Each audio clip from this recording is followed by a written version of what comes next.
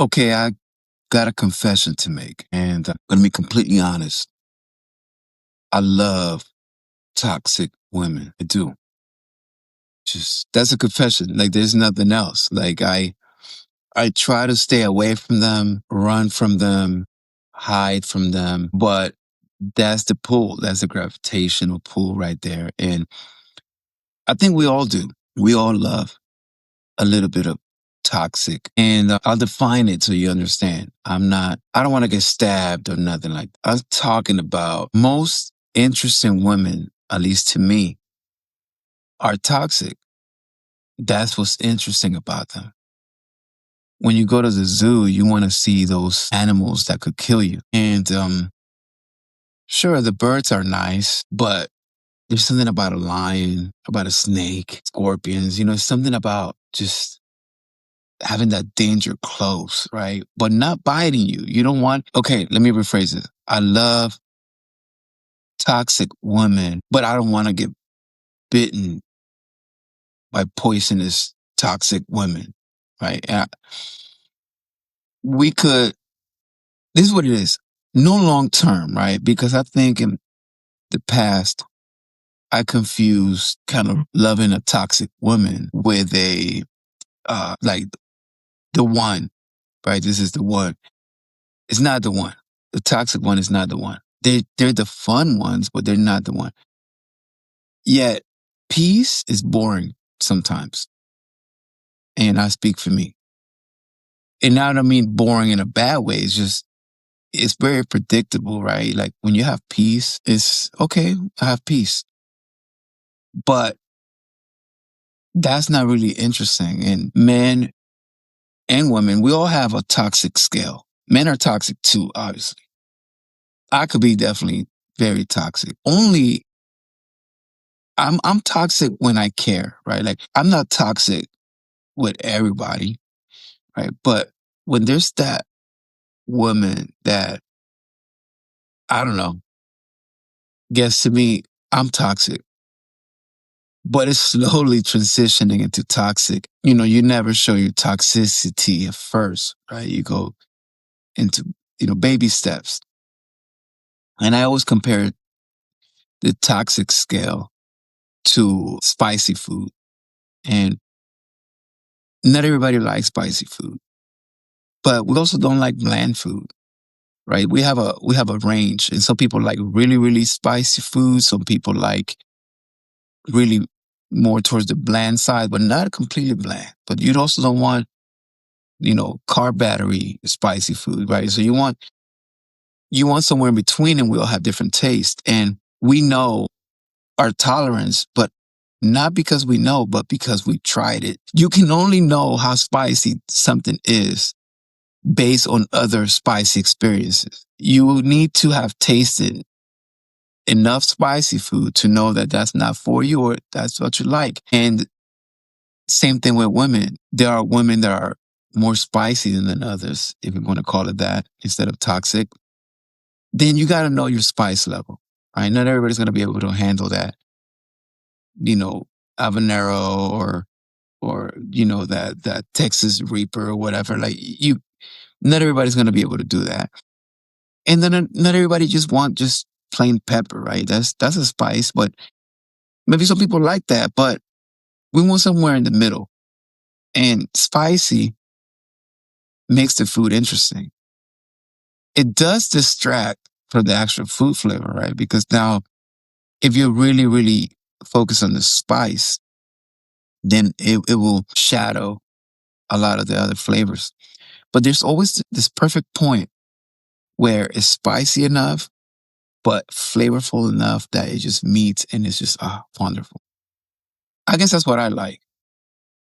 However, sometimes you put a little bit of extra hot sauce as you like that extra spiciness in a woman, but not in a long term relationship. Not in a long term relationship. It's just, for me again, so men have been in a spicy, toxic relationship for years and they're fine.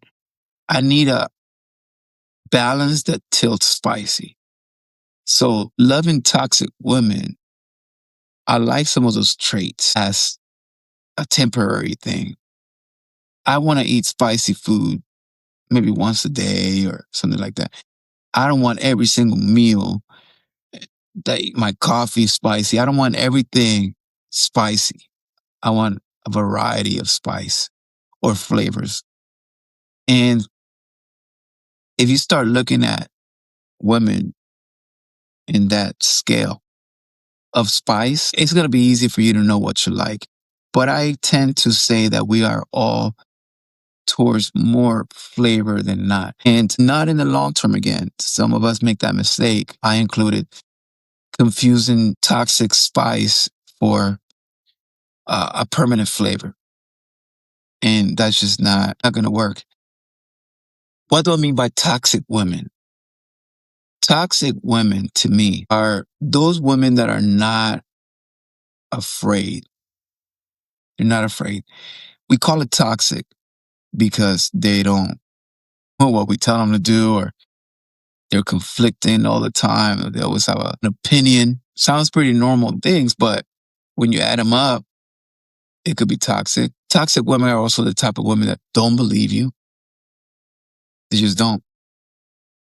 Some women just have a natural trait to be toxic. Other women grow into that from a lot of pain in their lives and being lied to, deceit, backstabbed, and trauma, suffering made them toxic. Once they're toxic, you need to understand the level of toxic because I've been in bad situations that only happened because I ignored that spice level and I thought I could handle it and then ended up not handling the spice or at least not enjoying the spice because that happens, right? You eat food that's a little too spicy. You don't even enjoy it. It's just too much. Another trait of toxic women are women that are they call themselves alpha females, are very outgoing, tend to, those women that the world revolves around them. You know, it's all about them, about their feelings and about their goals, their dreams, their aspirations. It's about what they want to do, what they want to accomplish, how they don't want to be held back. Those are toxic women. And I'm not saying that women shouldn't be that way, but in a relationship, that's not going to work. You need some kind of compromise. You need some back and forth. You need some middle ground. And when a woman is so extreme about her, she needs to be on her own. Do you do 100% you, but you can't do 100% you while being with me. You know, I'm already giving up some of my percentage to be with you, and I'm expected to now give up my percentage and take a full blown of your percentage. Now we're going 50-50, 60-40, 30-70. We're doing a split. We're not going to do 100. That's one type, another type of toxic women. But there's another type that is very dangerous, and that's the narcissistic toxic women. And what's the difference between a center of attention wanting toxic women and a narcissistic one? The difference is that the narcissistic one doesn't have an off switch. They don't even know that they're toxic. They tend to not act toxic because, see, check it out. Toxic, you know what I'm talking about. Those attention wanting women, they just want attention 24 hours a day. They have an off switch. And if you learn their ways, you can turn it off. And that's great. That's the only way to survive that. But narcissistic women, they don't have an off switch because they truly are convinced they are God's given gift to the planet, to the world. They really believe this with all their heart and might. They feel entitled to praise, and the attention that you should give her is not just attention. You need to sacrifice all you've got to make her feel special. And when you don't do this, they become victims. They become your victims. Even though you're the victim, now somehow they're your victim. Figure that out. That's a danger. So how do you spot these extra toxic, spicy women? Narcissistic flavor. And it's quite simple. If all she cares about, all she talks about, all she does, if her day revolves around her, there's a big possibility she might be leaning narcissistic, because also narcissistic is not a yes, she is, or no, she's not. There's a scale there as well. And there's this narcissistic scale that goes all the way to extreme, where she will stab you if you try to break up with her, all the way to as simple as just microaggressions and just slowly just take your confidence away with the things she say and how she behaves. So there's that. Be careful with those peppers. Those peppers are hot and the burn could be permanent. Speak from experience. And there's the fun toxic, right? Like, I remember hearing this story about Lisa Left Eye Lopez from TLC and how, and I'm laughing as if it's funny, but she burned Andrew Rison, who was a NFL player. She burned his house down, a beautiful house. She burned it down. Now, I don't think anybody even asked why. It was in the news. She burned it down, got arrested for it. And that's that level of toxic, right? Now, what's more toxic? That or the fact that Andrew Rison went and bailed her out? Allegedly, that's a story. I don't know if he did or not. I believe it. I might have done the same thing. I'm not even gonna lie. When a woman burns your house down, she's telling you she loves you in the worst way possible. I mean, that's like a cry for help. Dash, I love you so much. But you gotta be careful if you don't got the money, right? Because there's a woman that will key your car, stab your tires, break your windows, burn your clothes. They'll do all of that. You got to see what level of spicy you like. And if you can't handle that, yeah, you see it coming. So you just get away from that. I don't want that either. I don't want that either. But I can understand him bailing her out if he did. There's a lot more to the story than just she burned the house and he bailed her out. We don't know. But whatever it is, that's a bond. I'm sorry. Like sometimes negative just leads to a bond. And it's bad. That's a bad place when you're bonding over toxic, negative crap, right? Like your love is shown by how much harm you cause to that person. And I had a friend like that. Like I said, I'm toxic. I'm going to admit that. But I consider myself an intellectual toxic. I will show my toxic side in intellectual ways. Like or at least I try to. I'm also emotional, like any human, but I try to be really smart about things. I'm more Machiavellical toxic, and I'm very patient toxic. So a lot of times my toxic side won't come out months, years later. I don't forget. I hold grudges, and then the right time always comes, and revenge is best served cold. Let's be on the point. Let's go back to loving these women.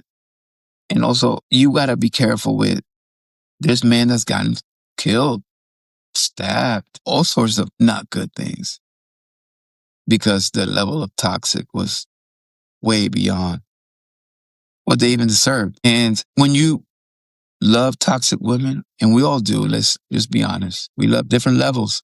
Not everybody's going to like getting their house burned down. But also, not everybody's going to want just complete peace and quiet forever. Like it's a balance, right? So you figure out what your spice level is. But having said that, like when we love these toxic women, you got to understand that some of them are not for the long term. And that's a mistake. That's where we go wrong.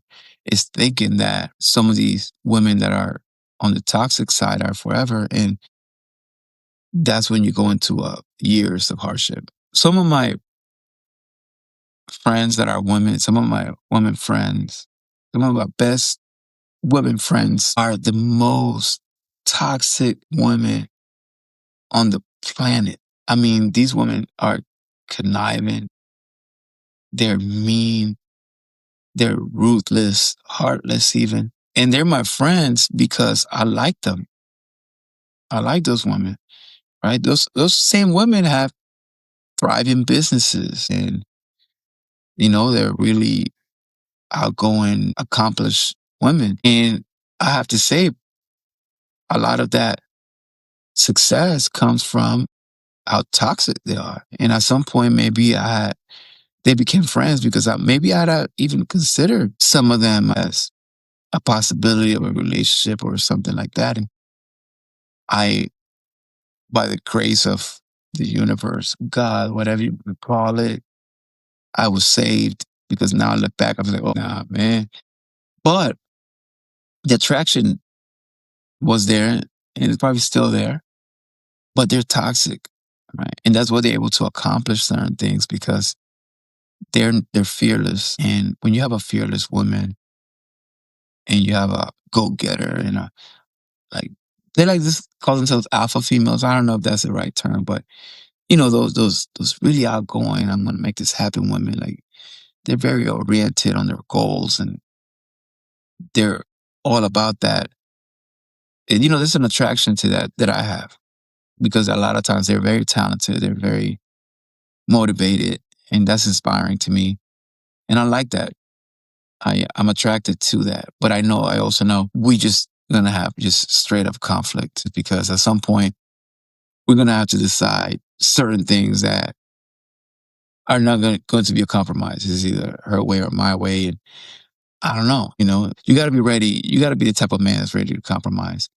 And when I say I'm toxic, it's not that I'm toxic in a, you know, belligerent way. It's like I'm very, it's difficult for me to compromise my beliefs, my goals, and all of that. I used to. I did that for years. That's the reason it's very difficult for me to do so now. I'm not going to sacrifice my beliefs, my goals, what drives me to appease someone else or for someone else to be happy or to sacrifice what I need to do in order to help them now achieve what they want. So at some point, it's going to be a division. And if we can't agree, there's going to be conflict. And if they're as toxic as I know they are, that conflict won't be good because they'll make your life miserable. Real toxic women, and let's put a number, right? Like from 1 to 10, 10 being the toxic, just extreme, 1 being bland, 5 being the middle. If she's above a 5, you're not breaking up in a friendly way. You're not. She's not. She won't do that. That's her toxic side. Like she will not be your friend. She will not. She can't. She can't. A lot of the toxic women have really big egos and breakups are major failures for them sometimes in their perspective. So yeah, you're not her friend. You're her permanent enemy.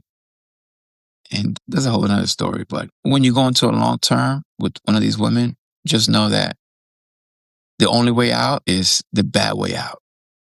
There is no understanding about anything.